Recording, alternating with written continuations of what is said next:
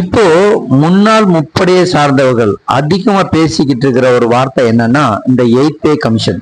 இதுல எவ்வளவு சம்பளம் கூடும், அது கூடவே எப்படி கூடுது அப்படின்னு கேட்டா இன்னொரு வார்த்தை சொல்லுவாங்க, ஃபிட்மென்ட் ஃபேக்டர்.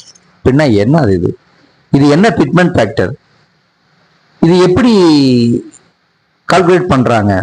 இந்த ஃபிட்மென்ட் ஃபேக்டருக்கும் டிஏவுக்கும் ஏதாவது சம்பந்தம் இருக்கா? அப்படின்னா 8 பே கமிஷனுக்கு ஃபிட்மென்ட் ஃபேக்டர் இவ்வளவு வரலாம் அவ்வளவு வரலாம்னு பல பேர் பலவிதமான கருத்துக்களை சொல்றாங்களே, எது உண்மையா இருக்கும்? எதனுடைய அடிப்படையில இதை கால்குலேஷன் பண்ணிட்டு இந்த ஃபிட்மென்ட் ஃபேக்டரை பிக்ஸ் பண்றாங்க? இதுக்கு முன்னாடி எப்படி எல்லாம் பண்ணாங்க? இந்த 8 பே கமிஷன்ல எந்த மாதிரி அமைவதற்கான வாய்ப்புகள் இருக்கு?